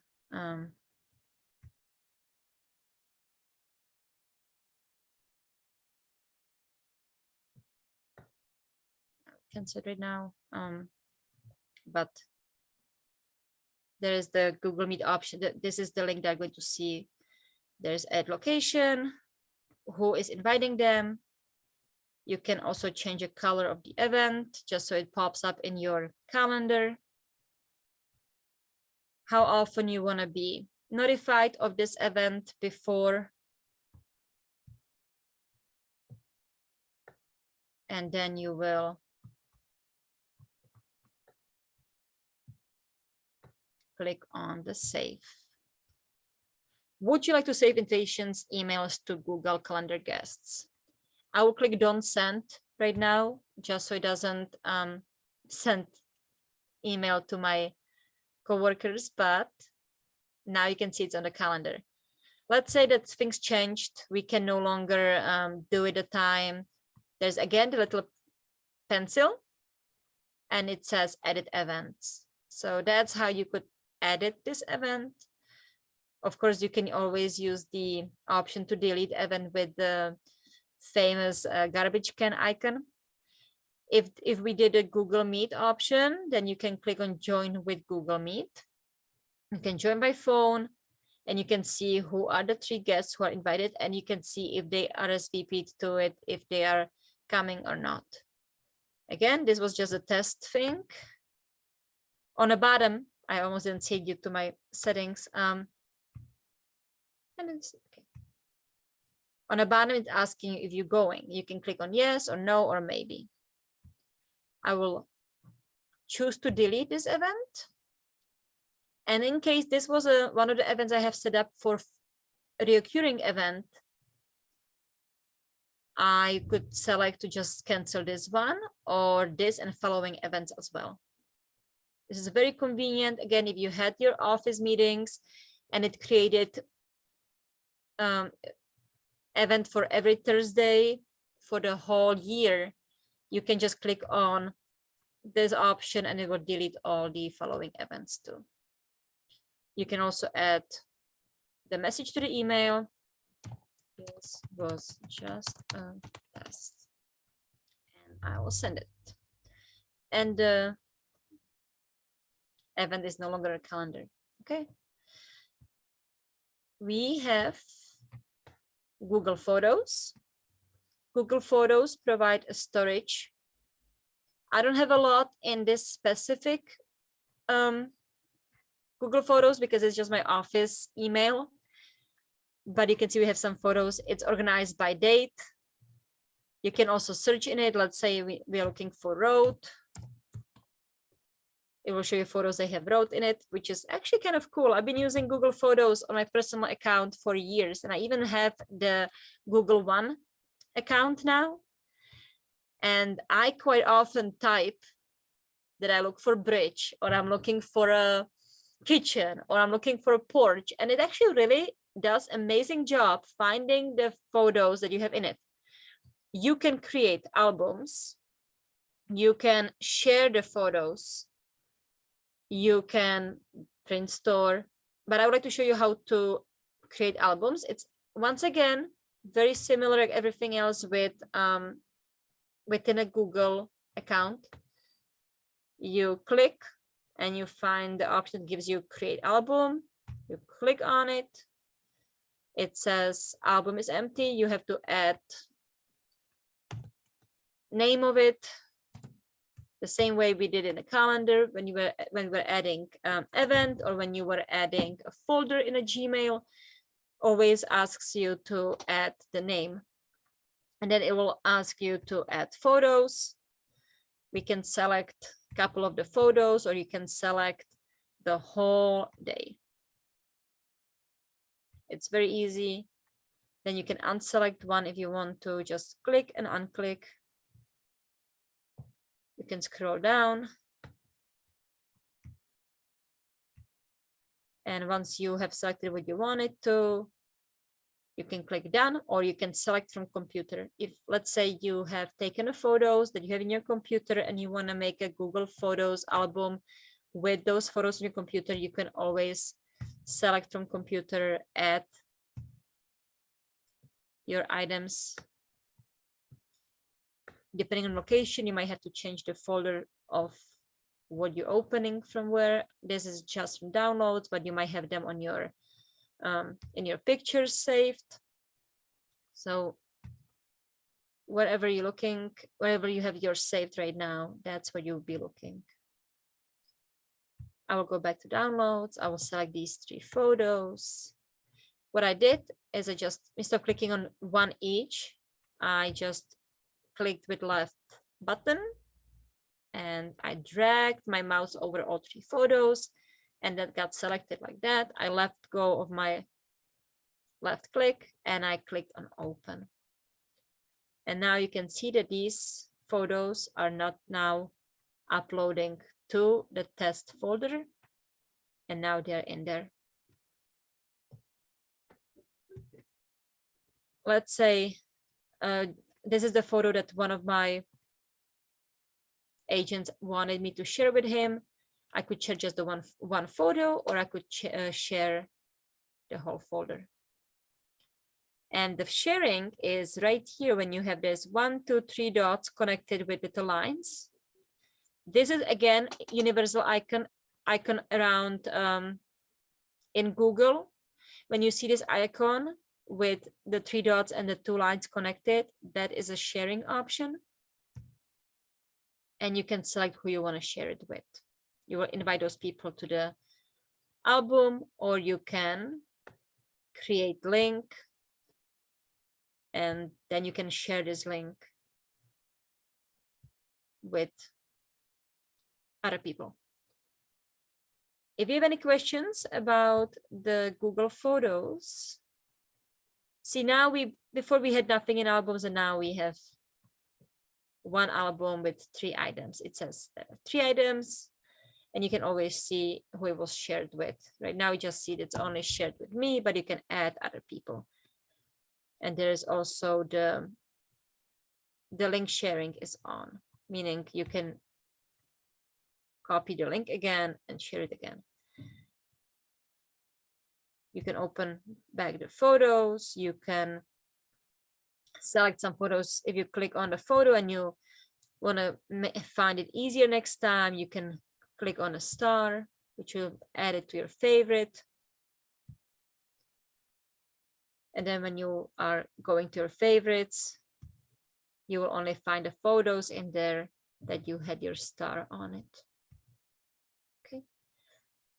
You can upload photos by clicking this icon on top, by uploading photos. If you open a photo and you want to download the photo, there are the 3 dots on the top right corner, and it gives you an option to download. If you download one photo, it downloads the one photo just as one JPEG file. If you select, let's say we have this album that we did the test.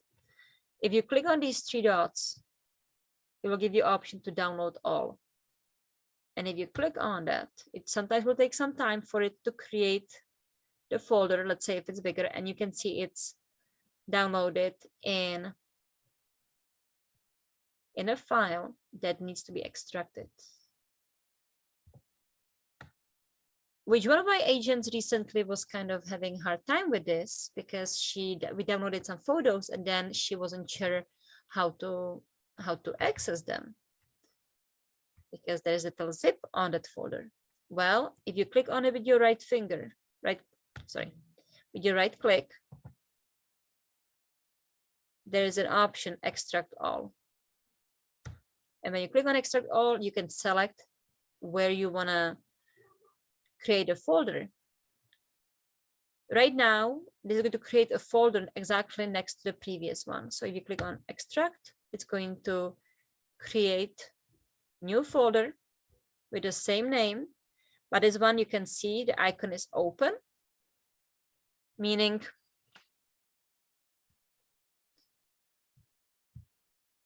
I'm trying to make it a little bigger so you can see. So the difference between these two is that this is zipped folder and this one is open. And that's what you want to do before you can use the images. You probably already know this, but if you don't know how to do it, you can always ask your ASC at your office or someone else to help you with this. But that's a very easy way to how to download images and open them up afterwards from Google Photos. So don't be, if you see zipped folder, it's not a big deal. Okay, let's go to some more Google. We have Google Maps. I don't think we will be going through those today. And here we have a Drive. Our company is using Drive. I actually, for my work, I use Drive every single day. I like to use it because I can access all of my documents and files from my PC and from my laptop, because this is living in a cloud. It's not saved on the computer. So let's say my computer dies, I'm not going to lose my files. It's kind of when you think about dot loop. You don't, if your burns down and you have documents only saved in your paper files at your office, you would lose them. But dot loop has them backed up, and yeah, that's why we save documents in dot loop. And that's why I also like to save all of my stuff in Google Drive. You can create folders to make it easier to find where you have what by clicking new. And this is what I love about Google Drive. And really, as once again, Google makes it very easy for you to navigate. And this is the plus new. When you open your Drive and you're logged in with your CB Great Lakes account, and you click on new, it gives you so many options of new. You can create new folder. You can upload file. You can upload folder. You can create Google document, Google Sheets, Google Slides, Google Forms, or more. And it goes on. What I use the most, that create folders. Again, you clicked on plus, just one click. You did a new folder. I will do this test. Create. And now it organizes itself and it's right there. And when I open it, it will be empty. Let's say someone has shared a document with me, because that's going to be a very common thing when you are doing work stuff. Someone, let's say, I will share it with you. If they share the document with you, it will be under shared with me. So again, here you can see on the left side, you see the new document, Word My Drive, and underneath you see shared with me. Here is when you will see who shared what with you and when.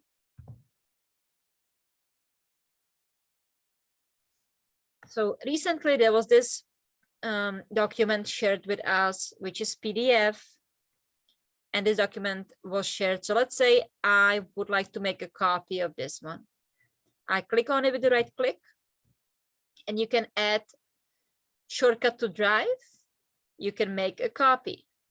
There are a couple of differences. If you make a copy, you will pretty much copy whatever was shared with you. And now it will be your own personal copy that if you make changes in it, only you will see those changes. If you add this shortcut to Drive, if you make changes to document, whoever shared document with you will also see the changes being done, which sometimes it's what you want to do and sometimes it's not. I can show you in my Drive. So here we have document that was shared with me that has let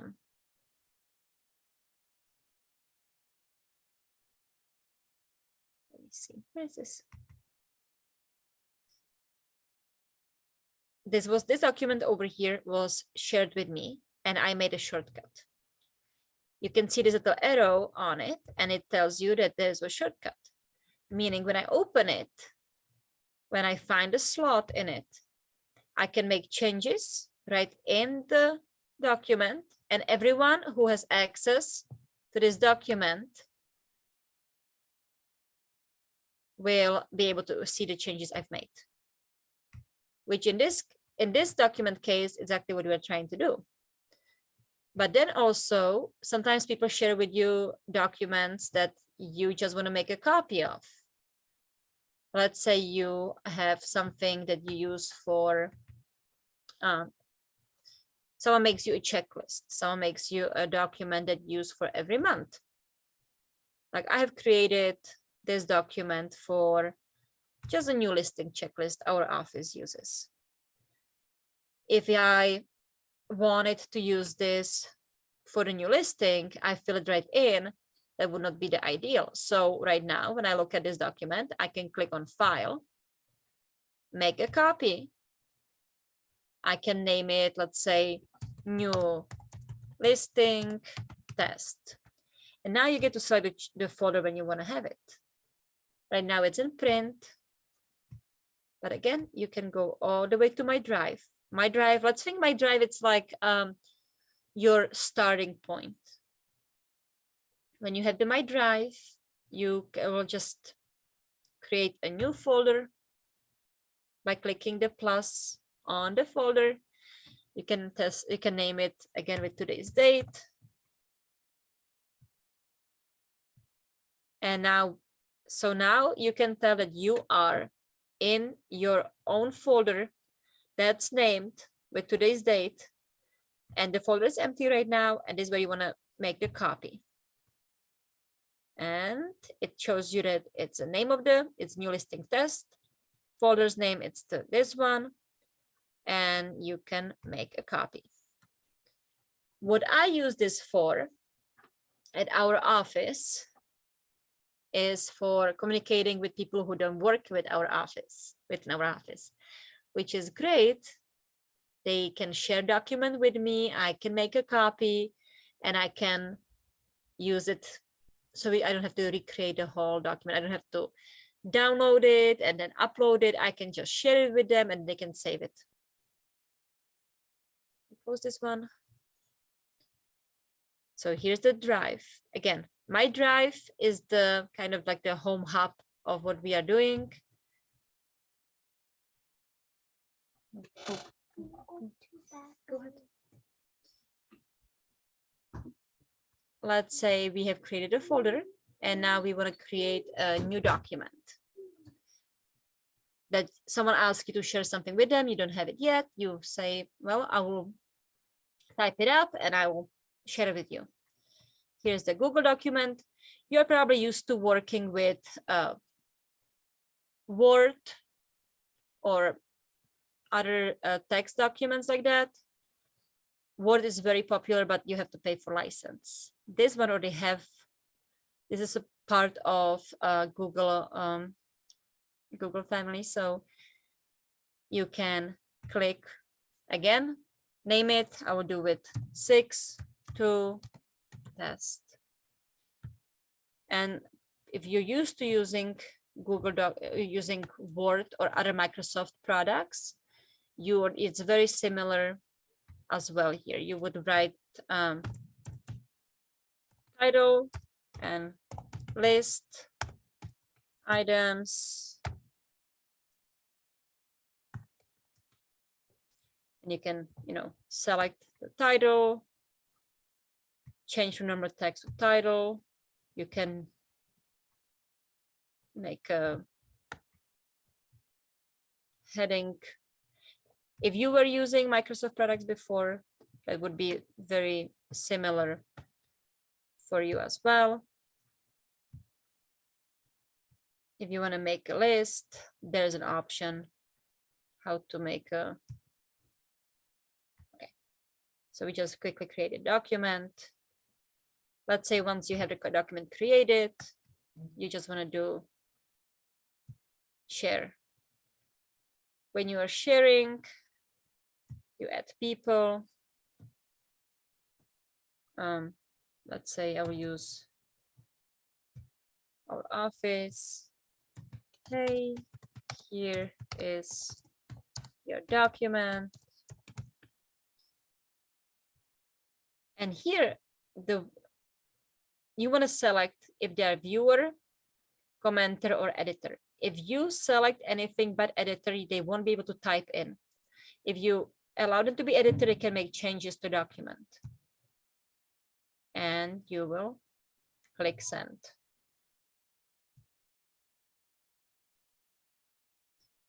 And now you shared the document with one person. It says right on top of it.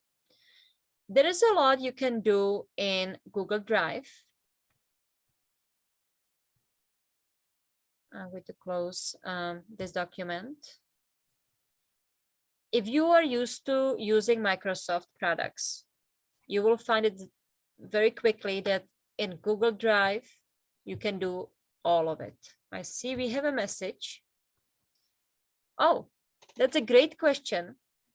If you are logged in with your company email, this is provided by the company. There is no cost to you. And it also already has the directory pre-set up. So if you want to share something with someone who works at Coldwell Banker, with the Schmidt family of companies, it will be very easy for you to find an email for them. So let's say you currently using your personal Gmail, but you also have your work Gmail now.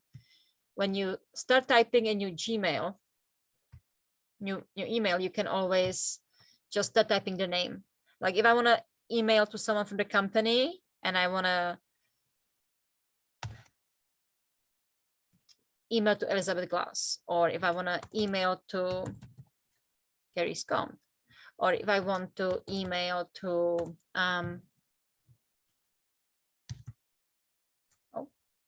that's a text of the body of the text. Let's see if I want to email to, see, I can see your name, I can see your email right there. So I can send you email like this. That's what I really like about using the work Gmail account, because the directory is already pre-set up, meaning you can just type the person's name in and it will show you their company email address.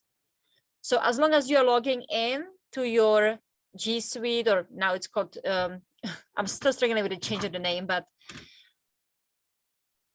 if you're logging into your Google Workspace with your company email, everything that I just showed you is there at no cost. There are some limits on space, but I don't, for normal work use, you won't have a trouble with that. Let me see.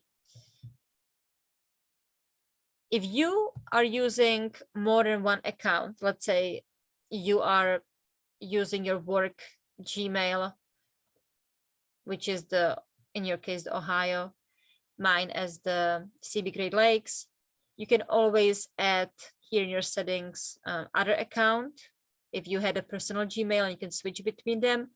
But then you would also have 2 different drives, which for my agents can get confusing when they have more than one account going. If I was you, I would okay. So these apps, the Drive, Gmail, Calendar, no, there's no cost from your pocket. A company is choosing this to make our lives easier, and I very much appreciate working with Gmail and Google. For those who are more used to Apple products over Androids, they might be having more challenges, but otherwise, I'm big Android user, so I have been very happy with my experience, and nothing has been really that surprising. Most locations of things you see on it are very logical. You can, once you get familiar with the whole how the apps are set up, they are very similar, all of them. As I said, the plus new, that's location when you would open a new files. Again, settings always looks the same. There's that little screw like wheel looking, the 9 dots, open the Google apps. There's a logo for your account, so you know what account you're in. There's some add-on shortcuts on a site.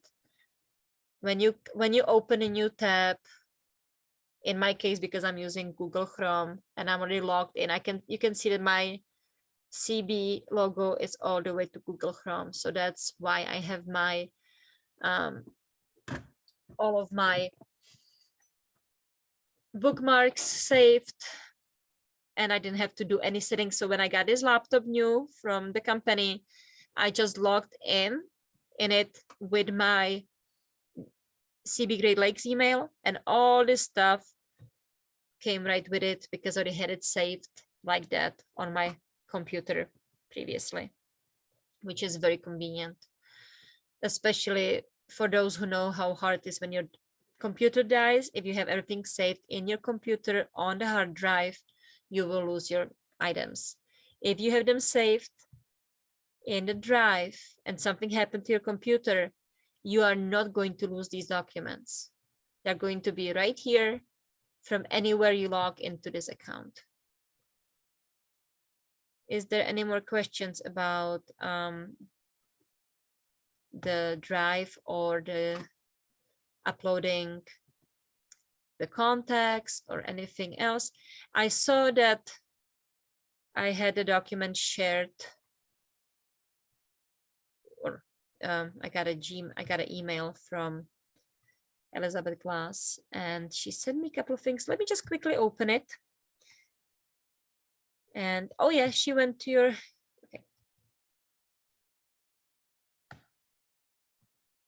Social media. I haven't read this email fully yet, so I don't know what is in it, because she just sent it to me, and she emailed But I want to show you. So here, from what she sent me, you can see this logo right here. It says add to drive, or you can download it. So if you download it, you can see that it's going to go down to your downloads and it's going to be saving your downloads. If you click on it, but you click on add to drive, it's going to be adding it to your drive, and now it says organize. If you click on organize, it will ask you, where do you want to save it? There's my drive, shared, start. So if you click on my drive, you can select the location of it and you can move it there. You can also create a new folder right away, and then you can move it there. So I will create a new folder. I will click on G Suite.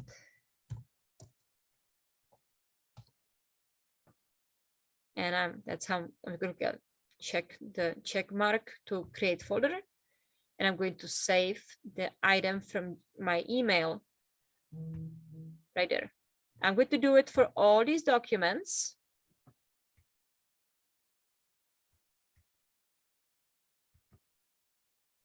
Move there. This one was already shared in Drive. See how it says it was shared in Drive. So I'm going to click on this. And I will click on add another shortcut. My drive. I will select today's folder again.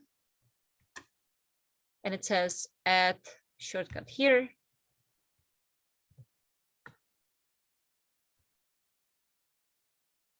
And this is a YouTube setup tutorial. Okay.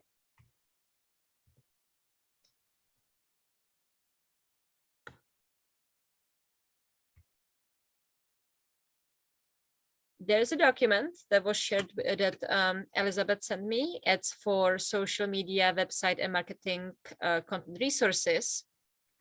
And this is a great document she spent a lot of time with creating, and puts links. So you can just click on it and it will open right away. I like when people create lists like this. And this is a great document that was sent to me by Elizabeth Glass. I can tell that she had done a lot of work on creating this. And I have this link, so I can share it as well. I can right now. You can tell that what she set up for when she shared with me is I can only view this document. I cannot make any changes. That's what I was showing you in how to share and who has what permissions. If I wanted to change that, I could request edit access. But that just also gives me a hint that she doesn't want to she doesn't want me to make any changes to here. So when she shared it with me, this is the way I am seeing it. I can access all these documents and all the resources she shared. So if I click on it to share, I can copy a link. And if I copy a link, I can add it to our chat bar right now. And I will put it in the chat bar. If you click on it in a chat bar, it will get you to it will open the document for you.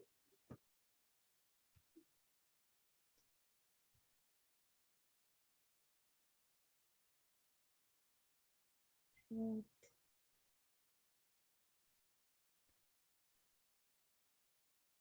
I already have it saved. It says right here, add another shortcut to Drive. I already have it. So when I open my Drive,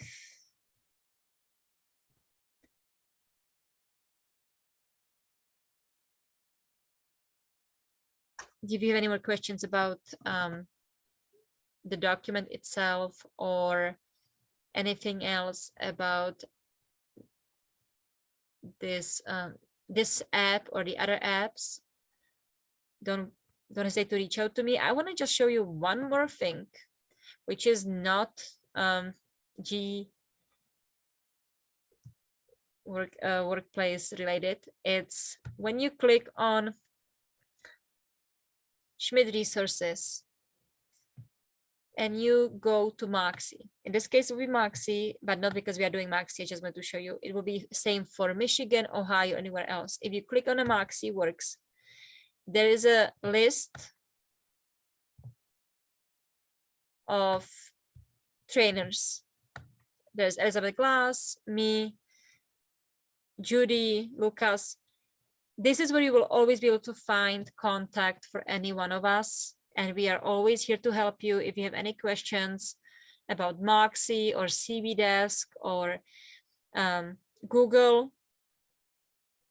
Please, I just want to show you where to find this. So it was on a Schmidt Resources. You go on your state that you're in. I'm in Michigan, but I know that George is in Ohio. So you will click on Ohio. There's also Moxi Work Square. And even though this is not about Moxi, you can see the information for how to reach out to either me, Elizabeth, Lucas, or Judy is right there. So before I leave you, I would like to make sure you know of this option. And if you have any questions, please reach out to one of us. We will be happy to help you. Okay, anything else? And thank you for joining us today. It was a quiet afternoon, and I'm glad we were able to go through some of the amazing resources that Google has for us and Schmidt family of companies are providing. Okay, I will stop sharing. I'm glad you learned something new, and I hope I wasn't going too fast or too slow. If you were able to learn something, I'm really glad. Thank you. Okay, you're welcome.